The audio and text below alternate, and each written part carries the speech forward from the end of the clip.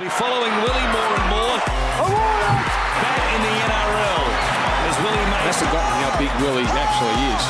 Perhaps the presence of Willie and the Panthers looking at his imposing frame. I'm a 25-minute man. Oh, you got skill, son. Uppercut right hand by Big Willie. Too fancy for you. Welcome to The Take, Season 3, Episode 5. I reckon, do I need to change the start? No. Am I getting, you like that? I don't mind it. I need to give it People a bit just more need punch. to understand. What episode it is. I'm going to give it more punch. Because I need to understand because I forget a lot. You forget so much. Rain, William, I'm sick of it. We're actually filming in a new spot today, and it's quite wet. I'm looking out over the rain and thinking, is it ever going to stop? How do we go from, what was it, Monday? It was like 26 degrees. It was nice. How are the races? Yeah, Matty Hill does a really great job, like events company. So we invited myself, Phil Waugh, Heine to the Doncaster. And I think it was in the members. I haven't really been to the members at Randwick. So he set it up really good. I didn't really have to do anything but just have a few beers with some punters, which you don't really have to pay me for. But thanks, Matty. That is genuinely your best skill. Yeah. It was fun. It was fun. I didn't win. I'm not a really... I'm not a massive punter, you know that, and I'm not really good at it. But you did give me some good tips, and I didn't get on them. Yeah. Well, and you did send me a fairly abusive one, audio message. Said, you're fucking hopeless. It was worse than that. It was quite hurtful, actually. I was sitting trying to enjoy my day, and I was getting abused. Did you get on those horses? Did you get on? I actually, you know what? I had a shocker on the weekend.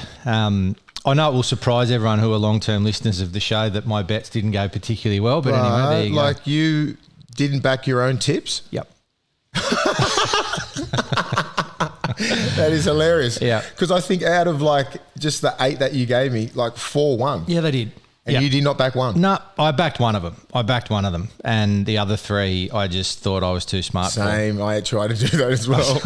I don't know why. I bet on favourites. I'm like, I want something that's paying like at least $10 plus. $100. I'm going to back the $100. And all I did was like, it's raining. Anything that's ever run well in the wet, I'm just going to back that. And let me tell you, as a theory, that failed miserably. Mm-hmm. Not good. Last night, I'm just going to mention quickly, there's been a lot of boxing on, but Garside last night trains at the mighty with the mighty Trent Langlands, and he looked sharp.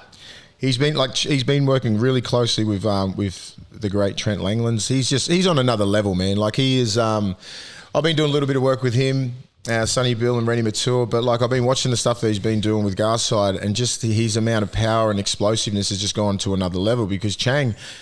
I don't know what he's doing, what he's studying. He's just like he's taking like Brenton Avdulla, all these jockeys and boxers to just to another level. He studies the body. He's obsessed with movement, and you know it's paying dividends because like the guys that he's training, they're world class. They're amazing, and they've improved so much. That's all he wants to see is improvement, and he's one of the hardest workers. So good on you, Chang. But good on you, Garside. I remember Chang and I watching Vasily Lomachenko fight like 10 years ago, and Chang just became obsessed with. I mean, he was boxing at that stage, but I tell you what, there was a lot of Lomachenko in Garside and the way he was moving last night. So congratulations, Aussie Harry, and shout out to the Sims sister. I didn't even know they had another sister. Tarek and that's his wife. Was that his wife? It's Tarek's wife. Yeah. What a machine. I know her. Like, she's a beast. I thought it was his sister. No. Oh, my God. I didn't know she was going to fight. That was a good fight. Wow. What a machine. Well done. Credit to both was it a draw? It was a majority draw. Oh, that sucks. Well, it's 4 rounds and it's 3. You'd think, like, someone go 3 make or... fucking judgment, eh? 3 or 5. Like, I don't know. I don't get it. Obviously, it's... You work so hard for that shit and it's just like, it's a draw. It's like doing a best of 2 in rock, scissors, paper. Makes no sense. No. Even though I'd beat you 2-0. All right, so let's get straight away to, and look, this is I understand this is a tough one for you because obviously everyone is aware that you are working with the Bulldogs at the moment.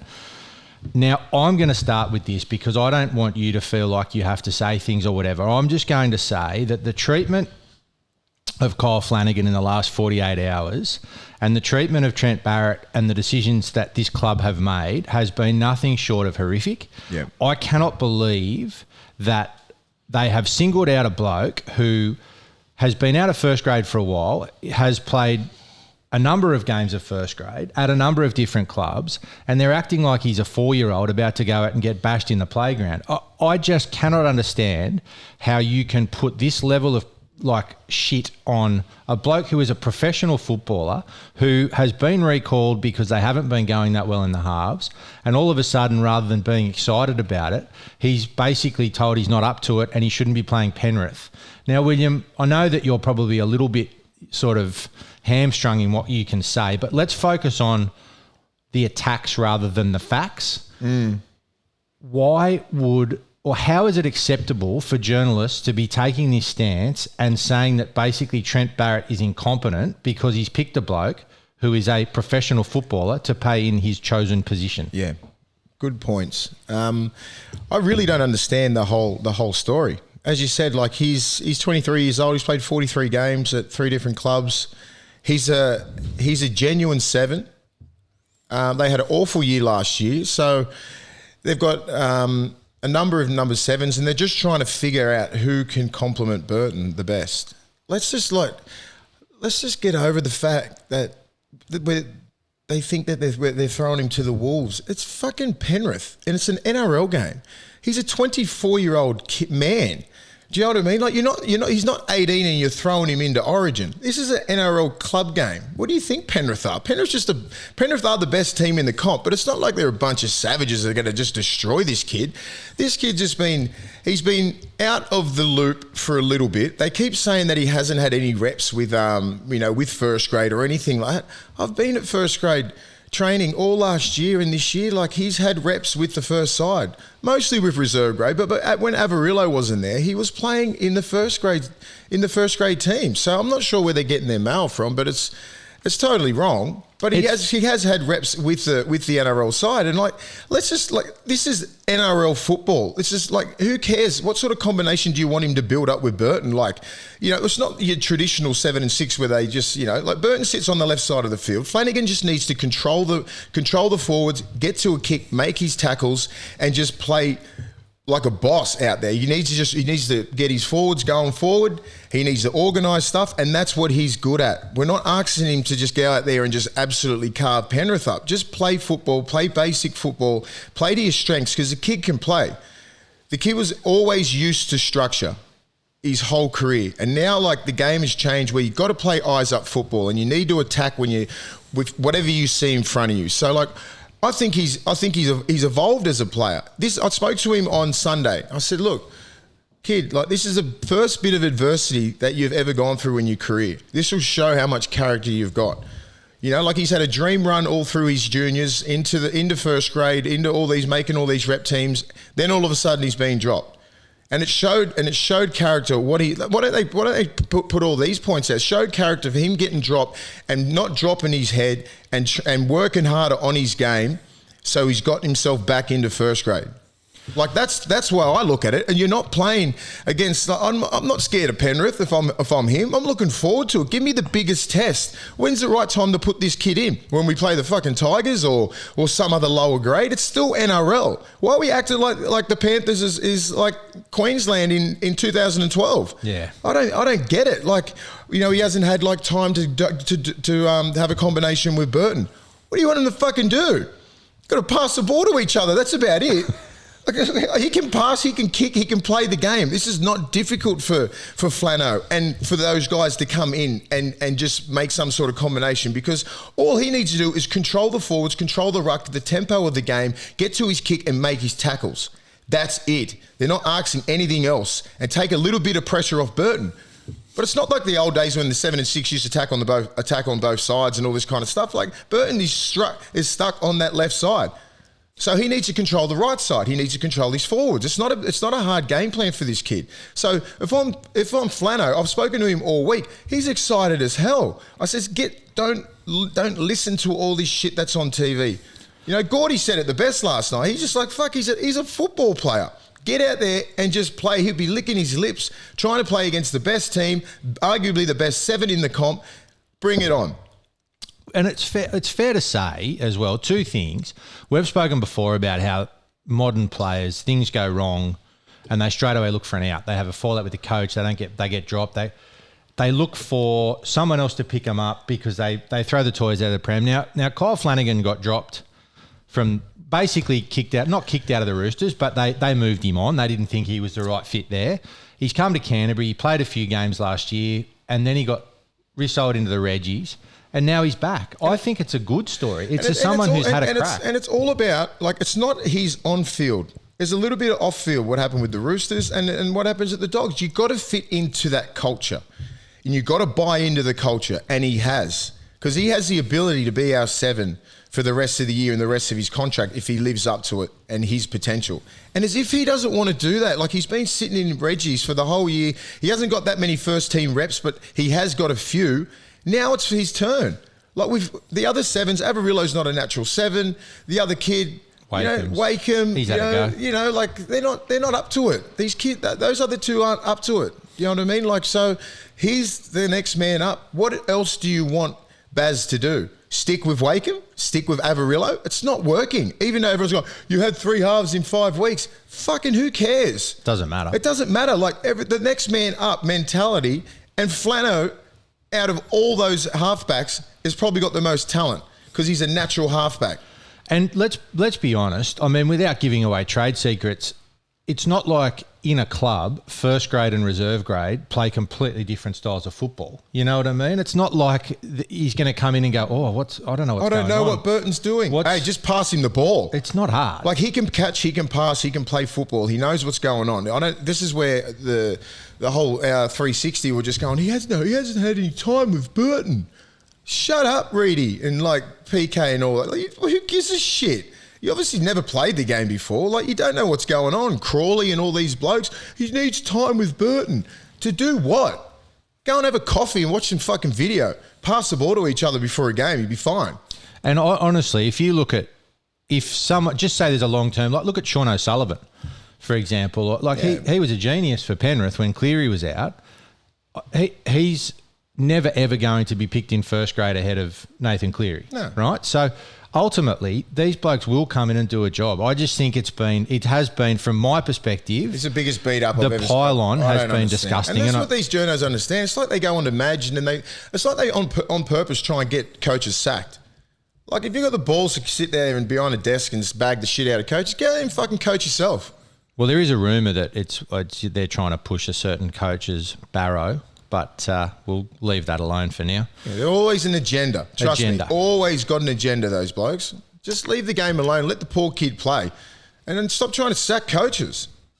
They sack themselves eventually, let's be honest. Yeah. All right, so Payne Haas, he has had a whoopsie. Again, it's not even a big whoopsie. We talked about it last week. Now it looks like reactive NRL is going to come in and he's going to get a week or two, and Albert Kelly's going to get a week or two. When they go through court, I heard they got to wait for the ruling, or is it the NRL? No, they're not going to court. The NRL. This is the NRL. So Haas and Kelly, it's a little push and shove, a little love tap, and now they're going to get a. If I had seen some blokes in our team, if there was any videos around, geez, people would have got suspended every week. There's near fights nearly every training session. What's the difference between Jacob Host and yeah? Oh, because it's in a public forum. Fucking who cares? So was the other one. It was filmed by who the hell? What sort of piece of shit dirtbag is filming that stuff and just trying to put it in there, trying to get 2 kids in trouble? It was not a punch thrown. Like, Albert Pelly was just he was drunk. Payne Haas was sober. Don't stand on my fucking shoes. And he got dealt with.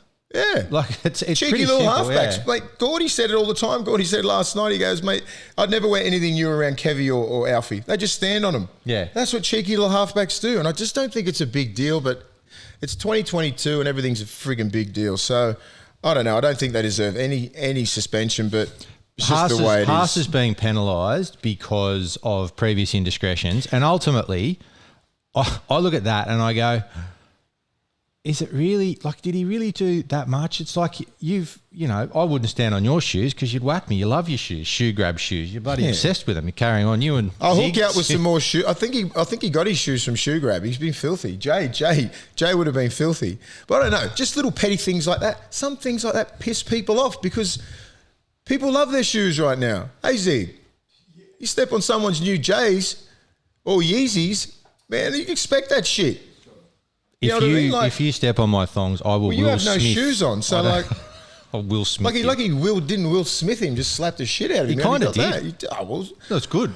I don't think Albert Kelly would have given the shit. He would have went to bed, woke up, and went, "Damn, how's your shoes?" You know what I mean? I just would have said something smart, and just when you buy your shoes, everyone takes pride in how they look, and stand on someone's shoes, you get slapped. If Payne Haas went up on the Oscars stage and slapped Chris Rock open handed, I don't think Chris Rock would have be stood there. He would have been out of the studio. All right, and there's a bit of trouble in Newcastle Paradise. Not really trouble. It's one of those things. So Kailyn Ponga has met with Wayne Bennett, which it's no secret that the Dolphins are chasing Kailyn Ponga. They are well within their rights to talk with him. It's probably a bad lot. Like, it's a bad look after the Knights put in a below average performance and Ponga wasn't that involved. But ultimately, him having a bad game doesn't change the fact that he is well within his rights to talk to another club. So Joey's got a bit. I know Joey's upset. had a fair. I know he bleeds blue and red. You know what I mean? He's Newcastle through and through. He's the greatest player to ever play for the Knights, and he's just upset. So he should be. But I blame Newcastle and how they set that contract out.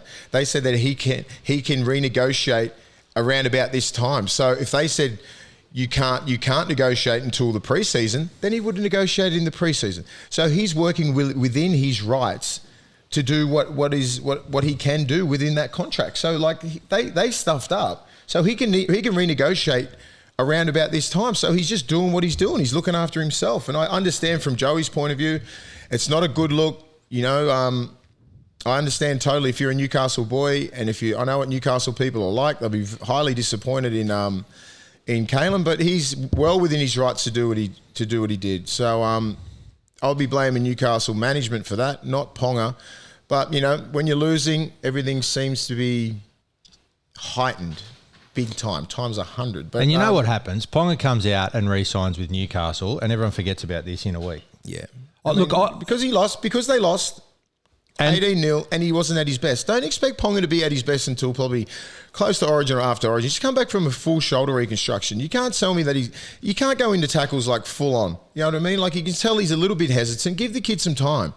Do you know what I mean? Like, it's terrible how they just, because he's such a high talent and they expect brilliant things from him. Like last year, I think he had a great year.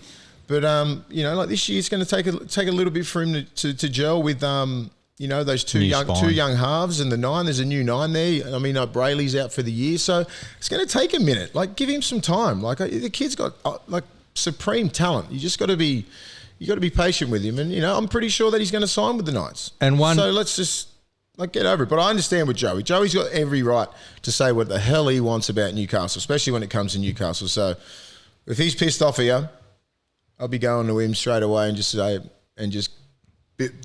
bury the hatchet with Joey. Just say, look, I didn't mean it. I just, the meeting was organised months ago, and I just had to go down. You don't want to let Wayne down. No. And interestingly, the press have called it a feud. I read what Wayne Bennett said. Not once did he mention Andrew Johns by name because he's too smart. And so then they look at it and they go, "Oh, he's talking to." Well, how do you know? He could have been talking about me. Yeah, I think he was. Most people hate me. Last but not least, William, let's just have a quick talk about the rule changes. So there's been another rule change on the fly where I don't want to go into this too much, but people forget Peter V'landys was signed for a specific reason, right? And Peter V'landys is all about product. Yep. That's what he's about. So he says he loves rugby league, but ultimately what he's designed to do is to get more people watching it, get more sponsorship in, more, and so from his perspective... It's all about the product, isn't it? It's the product. It was the same with horse racing. He took on Melbourne with the horse racing and he came out in front. Now, people are saying, Peter V'landys is getting too involved, but that's what you're signing for. That's why they kept all of the game alive during COVID in 2 years ago because of Peter V'landys. People forget. Now they're like, stay out of it, Peter V'landys. Well, you can't have it both ways. No. So he's seen a problem and he's the sort of bloke that comes in and tries to fix it. Whether it's right or wrong, that's not the point. Look at last year. Everyone loved that attacking football, but then the purist go, it's terrible. it's too much attack. It's easy, you know, like all this kind of stuff. So then this year, where the defense is really good and they have set plays, and they're slowing to play the ball down too much. I mean, there's a fine line. I understand that they are slowing to play the ball down on purpose. But remember how I actually thought that rule was portrayed? Yeah. Like, I think if you just say coming out of your 40, if you do something, against the rules, it's a penalty. Get your kick for touch. And then if you get into their 40, which I thought was the rule, and if you give away a penalty and if you give away sets of 6, like, that's a penalty straight away. Because as I said, like, what if it's 6-all and you just say the rules are right? Now you're just going to give away set of 6, back your set, back your defence, especially if you're Melbourne or Penrith or one of those high, great defensive teams, you're going to back yourself against like lower teams. Do you know what I mean? So I just think they need to maybe make that sort of change, or start sending people to the bin. And because they know, getting sent to the bin is about 10 points, so it's going to cost you somehow. But they really need to do something about it. Because I was watching the game on the weekend, the Bulldogs and Storm, and I was just like, damn, like the Storm was back to their old tricks. You know what I mean? And a lot of teams are trying to get 3 in. They're trying to disguise a lot of things where I'm looking at it going, damn, it's like a 5, 6, 7 second play the ball where they're trying to get rid of that. They want quick play the balls. They want more attacking football. So there should be a rule. I think there should be a rule change because, as I said all the time, the players will figure out a way to get around those rules. Of course they will. You know what I mean? Like, it's not, it's the easiest part to defend is on your line because you go up another 5, 10%. So you back yourself, especially if you have a great defensive system. Well, interestingly, I think it was the weekend. And it favours the best defensive systems. Of course it does. So Melbourne, South, Penrith, I'm not sure who else is Parramatta. Like this, it's going to favour those guys because they back their defence. When then all the lower sides aren't really going to do that because they can't really score that many points. Yeah, that's true. You know what I mean? So I think they need to make some sort of change, whether it's set. Sorry, buddy. Either 4 times. You send. Just trying to get it fucking off my chest. They just need to do something about it. Like, you can't let this go because the players will take advantage of it. And there's like 5 or 6 second play the balls. It's too long. Yeah. Go. Can I speak now? Captain's challenge. And so Damien Cook, there was a little knock on or something, and then Damien Cook on the next play, because you can only do it in break of play, holds down the player so they give a penalty, and then they go back and do the challenge. So there's little things like that where players are smart.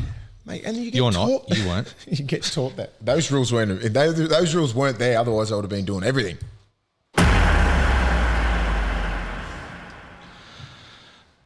Well. There are some terrific game of. I feel like when the commentators, it's like 36-2, and they're like, "Oh, they can still come back." No, they can't. Shut up. They cannot come back. So there's some really good games this week. This one's a good one. The Knights against the Sea Eagles. What about poor old Tom Trbojevic? That sucks. Just hitting his straps as well. I think it's just bad.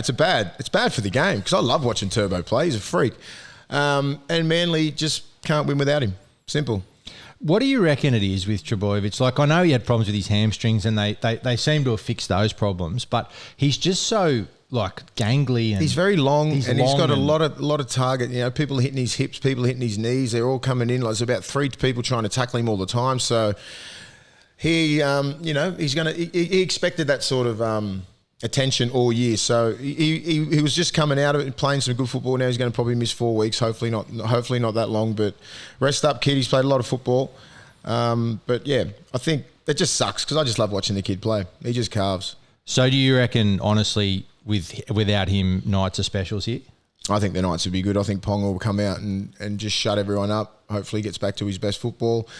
And Knights aren't far off. That was pretty awful performance against Cronulla. But Cronulla, give credit to Cronulla. Cronulla are a good side. Cronulla are playing unbelievable. Yeah. That's Craig Fitzgibbon all over.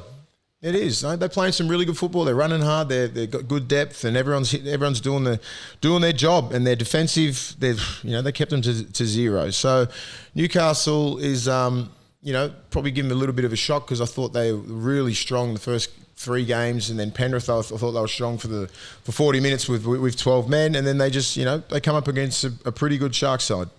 It is a good shark side. Yeah. Hopefully everyone gets out there. I don't know. Is it wet up in Newcastle? It's raining everywhere. But Pissing down everywhere. Newy people still come out in droves anyway. So. And it's one of those games where both these teams, it goes back. You're going to have Big Chief in there. You're going to have Joey, all the players that, going back to the 97 grand final. So it means a hell of a lot to both these clubs. But, up there at Newcastle, I'll be going for Newcastle because I think they've got just a little bit more strike power. In my favourite time slot game, the Friday 6 p.m. It's good to see. I didn't mind it last week because it was the Knights and Cronulla, right? That was a good game. That was a really good game. So But this wonder one, what the Warriors thing- and Cowboys, I don't even want to talk about it. Well, that's why they've put that in the 6 p.m. They've listened to us, and even though the draw's done like 6 months ago, they've listened to us. They have listened to us. And they've changed it so that now this game gets put at the graveyard shift. So well done for listening to us. It could be a good game. I watch every game anyway, so I've got nothing to do at fucking 6 o'clock on a Friday. Don't you? I do, but I just choose not to. I'm 41 now. Long lunches. Grown up. Are you not going out today at all? No. All right, so the Cowboys smashed the Broncos, came out, got smashed by the Roosters. But that was always going to happen because Roosters are like, they don't, due. they would have been so disappointed. Robbo would have really got them up for that game. So I'm not surprised, even though I did back the Cowboys because I just thought they were on trying to get on a bit of a roll. But, that's the Roosters system and they're good. And, you're never going to see Teddy play a game like that against South for a long time. Lot rests. You always say it every week, but lot rests on Sean Johnson with this because they've got a good forward pack, the Warriors. There's no question about that. No one doubts that. If you've got front football, you need to do something with it. So, good luck. Cowboys are right. That'll be a good game. I like the Cowboys. It's the thing with the Cowboys is you never know. Todd Payton's like the crazy professor that you just don't know what he's going to do. Like all of a sudden he's going to play Jason Taumalolo 10 minutes at 5'8". And you're just like, what are you doing here? Anyway, good luck to him. Good luck to both of those teams. The Broncos $4.50 against the Roosters. That's up there. That's a slap in the guts for the Broncos fans. The Broncos, they've got talent. Is Payne Haas playing? I don't know what's going on with that. Like they've come out again, and as we said earlier, and I don't know. I don't know whether the suspension starts this week or next week. Henry, can you check that for us, please? I'm not sure, but I think the Broncos have got a chance against. I think the Broncos have a chance against every team. I think they've got that mentality up there, and they've got a little bit of confidence. Their first 2 games, now they've lost 2 games, so it'll be up to the coach to get these guys up, and that's usually That's a pretty good game. When I was playing for the Roosters and Broncos, it was always a big game. It's always a big game for the Bronx, vice versa. But the Roosters seem, Victor Radley was sort of back. You know what I mean? He was playing some good football. Joseph Manu's playing outstanding. Their leaders really stand up in big games, like Hargraves and all these guys, Takayaho, Crichton, Tupanua, Victor Radley. Sam Walker's playing outstanding. Keary's, don't expect much from Keary till round about mid-season. Origin. Mid-season. It takes about 18 months to get through an ACL. So he just needs to be that ball distributor. He's not really going to run that much. Just give the ball to those outside backs and make your tackles. The next game, the Raiders and the Storm. I love Ricky Stewart. Yeah. If they're sacking every single coach on the planet, when do they start talking about sacking Ricky? They will never talk about that. Never, ever. Is everyone terrified of it? That's why I talk about agendas, There's always something political bullshit. But Ricky he's a great coach. He's a good coach. He's a great coach. Yeah. But, he doesn't have the cattle that he did in 2019. He's lost a fair few players and they're still in every game. It's a Ricky Stewart coach team. They're always going to be tough. They're going to be brutal. They've got a fair team, but, Storm are next level. I mean, I witnessed it last week and... I'm not saying they're unbeatable, Storm, because I reckon we left about 20 points on the table because we just didn't pull the trigger at the right time. But, the Raiders, they'll be there. They'll be competing with the Storm the whole game. Storm just look like they've just started to get in that rhythm now where it's just they roll through games and they have that next gear where it gets tight and then the next thing you know, they've scored 2 tries, game over. So yeah, now, see, watching the game on the weekend, I thought maybe at the halftime should have been 12-6 or something like that. Shouldn't have been 18-0 when they scored right on halftime. Few deflections, few intercepts, and next minute it's 22-0. 5 minutes in the second half, and then you can't beat Melbourne at 22-0. No one's ever going to do that. So then they'll end up scoring a couple of good tries, and they just end up Melton just wearing you down. You know what I mean? Like, but the Storm aren't as dominant as they were, which is rightly so, because they just don't have, you know, those star-studded players like they used to. But they're so well coached, and their system and the culture of that club will just always let them always be in games. You know, there'll be rarely a game where they're getting beat. Like, even like Parramatta had to take it into overtime, hit the post. Ray Stone, get it. You know what I mean? A deflection. Everything's got to go your way. You need to play the perfect game to beat Melbourne. Was that your first time in the coach's box? For Canterbury, it was, yeah. I used to sit with Wayne at Newcastle when I was suspended or something like that. He used to fall asleep, so it was a bit different. Are you a mock? Would you count yourself as a mock? Fuck no, he used to win all the time. Wayne Bennett's the best to sit with, because like he just like, I'm just me all the time, so I was just like fucking loud and getting excited, and I think I put Wayne to sleep. I swear, he was just sitting there. I said, Wayne, are you watching the game? He said, oh, shit. Oh. And then you got different characters with, Baz, who's really intense and he's like passionate and all that kind of stuff. So I didn't say shit in the box. I was just like sitting up the back and just watching. So it was good. No one could sleep. And I was, it was different. You know, when you're playing, when I was playing at the night still, when I was suspended, it's different. But now I'm like part of that sort of, the coaching staff. So it's like different. You got to act like a normal, civilized human being. You need to introduce throwing things. That's what all the good coaches start chucking water bottles around. Shit, man. That's why I was hiding, because it was like three at this, just like the three just in the mirror there, and I was up the back, no one could see me throwing things. The Rabbitohs against the Dragons, two of the foundation clubs. Well, I mean, other than Illawarra, but they only got the socks. So the Dragons have been once again a massive disappointment to everyone. They normally go well at this time of year too. Yeah. But they are not going well this year. I don't know how I feel. What do you think it is? Look, I'll tell you what here's one for you, Will. They pick young Tautai Amone as 5'8", right? They give him 4 games, then they drop him to the bench and they move Jack Bird to 5'8". Yeah. Now, how is that any different? They've got a young kid. He hasn't performed as well as they thought he was going to perform, and so they drop him. And they bring someone else in, and all of us, it's the same thing. And you put Moses Mbai still at fullback. Yeah. Like, he was well out of position a couple of times. He got caught at marker. Then I think he just forgot he was playing fullback, and then Moses just played everywhere.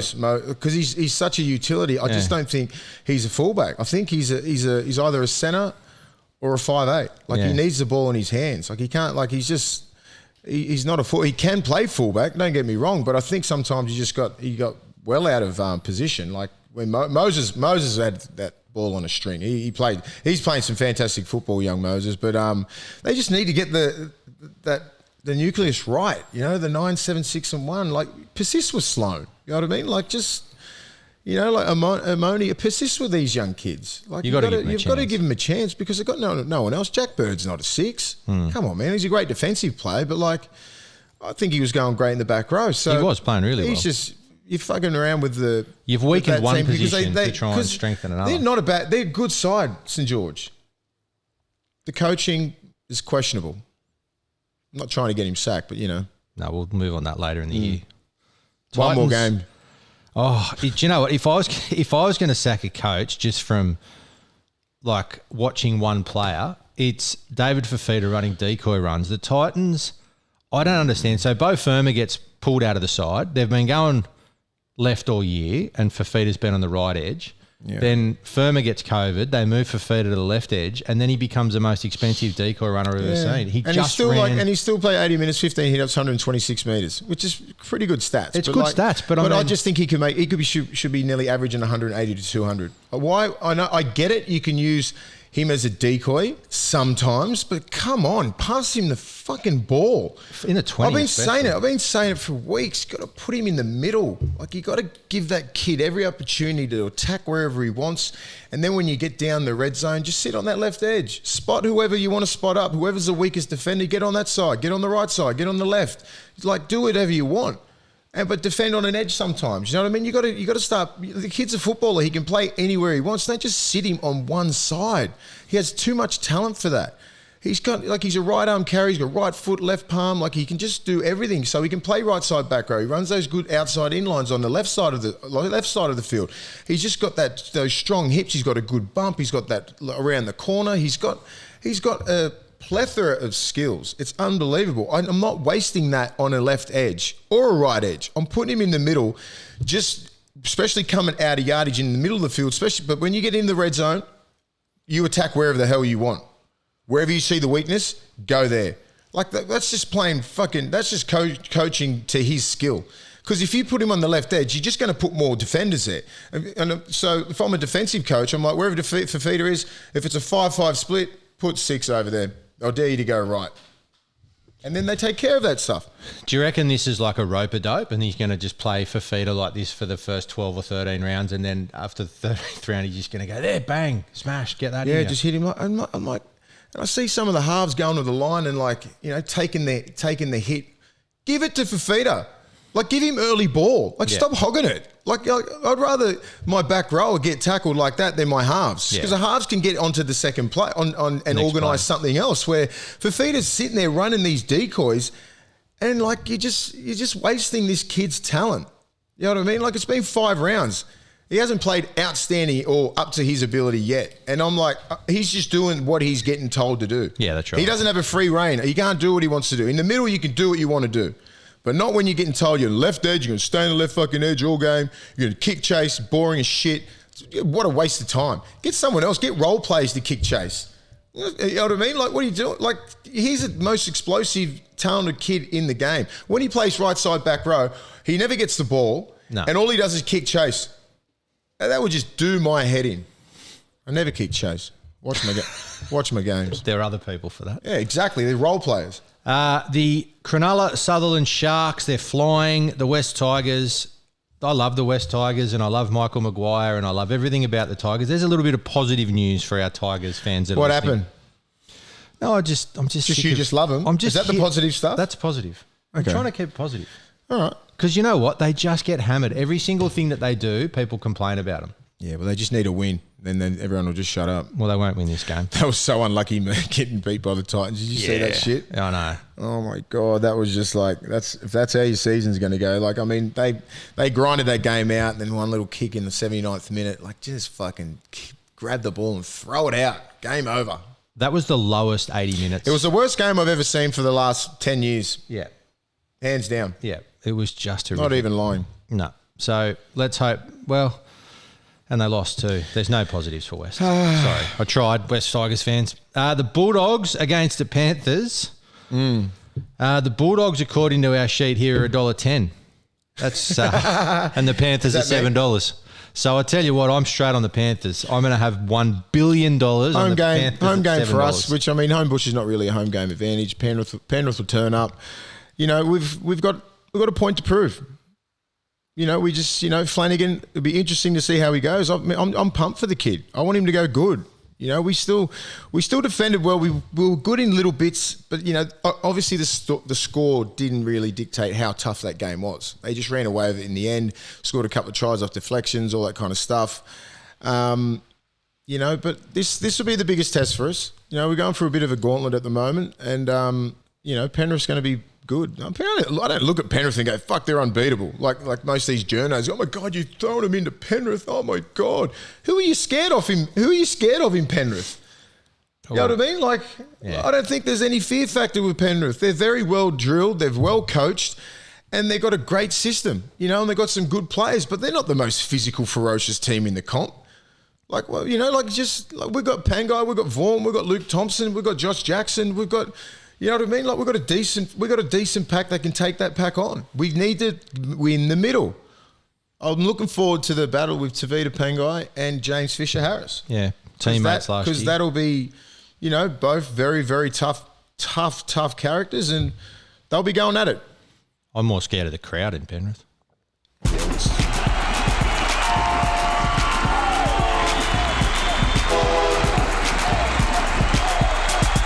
Willie's Big Boys. All right, the big boys are always up there on the weekend. My first points, I mean, it goes to Isaiah Yeo. I just can't leave him out. Like, the dude's just a freak. Like, he plays 80 minutes. Is he the best lock in the game? Well, you asked that, didn't you? Whether it's Cam Murray or him. You know, like, I'm just reading his 80 minutes, you know, 19 hit-ups, 172 metres, 40 tackles. You know what I mean? Like, 2 misses.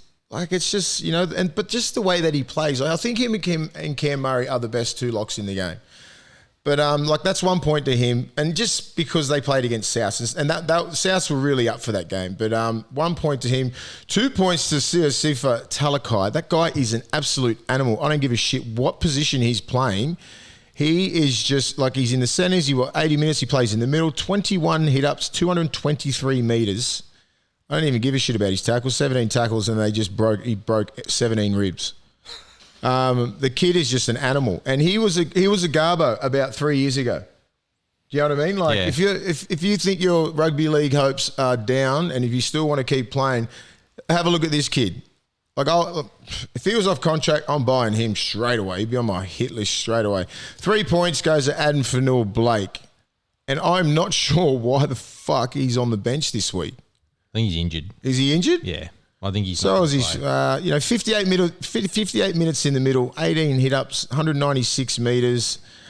I think something like 26 tackles, 1 miss, so he's just a beast. When he's going, he's a top 3 prop in the game. You got Payne Haas and you got Fanua-Blake, and I'm not sure who's next. Probably and Fisher Harris. I think they're the 3 best props in the game. So it's always interesting. I'm always watching the big boys, and mate, they go hard. I think I'm just looking forward to the battle this week on Sunday with Pangai Jr. and Fisher Harris. They're going to go at it. I heard the mail. Well, that means the 4th best prop in the game, Junior Paulo's in. Yeah, Junior front. Paulo. He's on 5 points. Can we give Talakai another point for that haircut? The haircut beard combo. It's amazing. Beautiful, isn't it? It's a beautiful Phenomenal beard. effort. It was hard to leave Junior Paulo out of that. Yeah. You know what I mean? But I'm looking at who they played. St George. As I said, I got to look at opposition's forward packs, and I'm not really rating St George at the moment. Even though they do have a good team, they're not playing as a pack.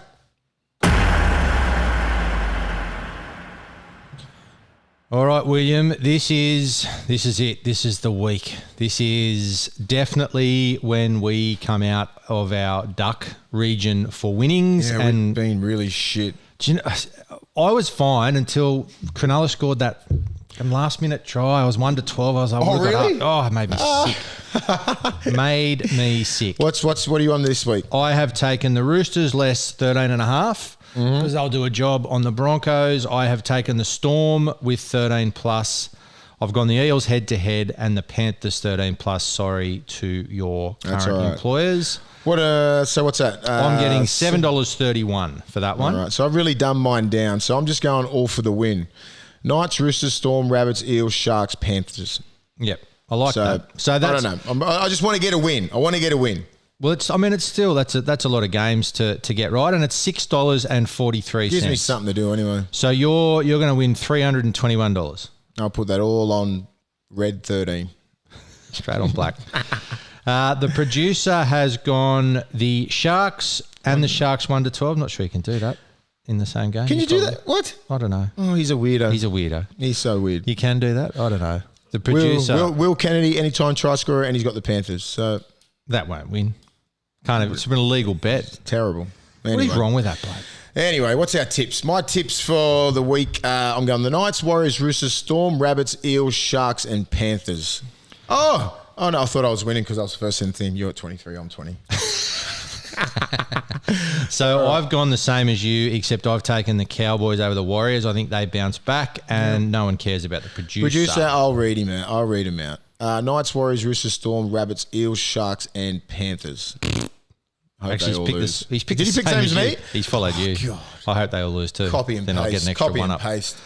Was that you, Henry? So, what this has become an extremely Twitter exciting game. part of the show, William. When I put out a thing on Twitter saying, "You got any questions?" and then people in a miraculous start, they actually ask some questions.